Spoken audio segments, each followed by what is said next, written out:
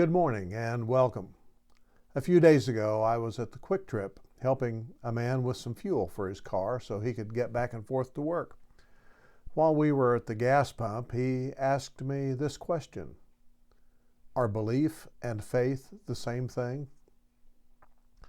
Now, I don't know what your answer would be, but my answer was no. The man looked puzzled and he asked what the difference was between belief and faith. Well, I'm not very good at thinking on my feet, but I came up with this rather lame description of belief and faith. Belief, I said, is when I can look at that gas pump over there and say that the color of it is black. I don't need anyone else to confirm it for me. I can see it for myself, and I believe what my eyes are telling me.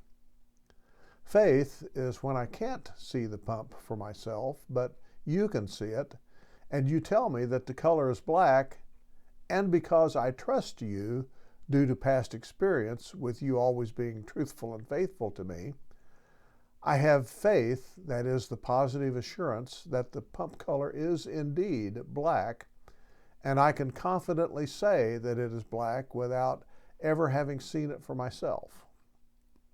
Now, I don't know if that's a very good explanation or not, but it got me to thinking further after my encounter was over with about the relationship between belief and faith.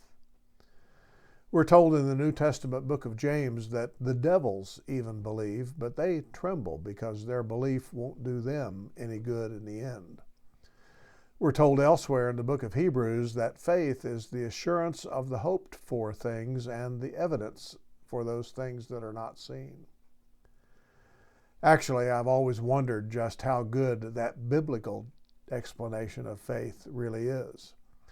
I have to wonder if the description of faith has somehow lost something in the transfer of the thought from the Greek culture to ours, or maybe if there's something about the translation itself from the Greek into the English that's a little off, because it just seems to be a rather difficult description to comprehend, at least for me.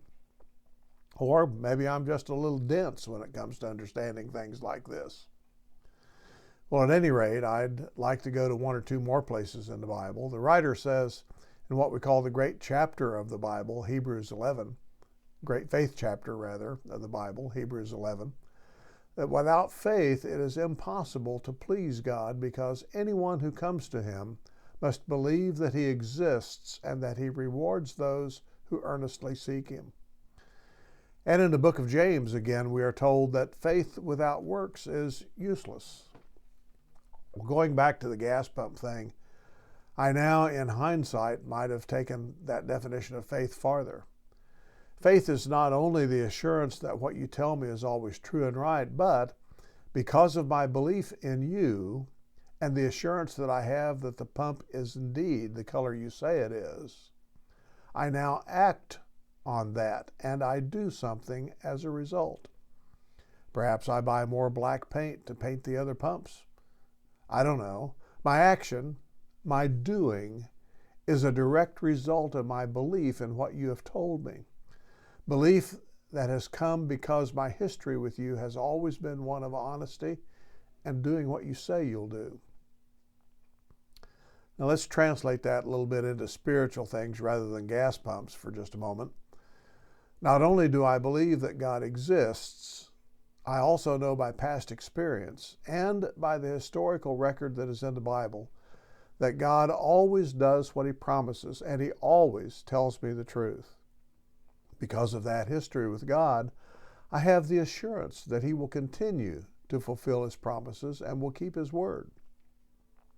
And because of that assurance, I naturally respond, I act in love for him and for my neighbor, in good works of service as I partner with God and with other people to help bring renewal to the creation. Okay, I don't know that even this is an adequate description of faith, but I do know that this exercise has helped me see aspects of faith and relationship that I've not seen very clearly before now. I hope it's helped you too, at least somewhat. It's interesting to me how chance encounters, such as the one at the Quick Trip, can lead to this kind of thought and discussion and result and a better understanding of life and living as a Christian on mission in this crazy world. Well, may your day be filled with the love and grace of a merciful God. Blessings.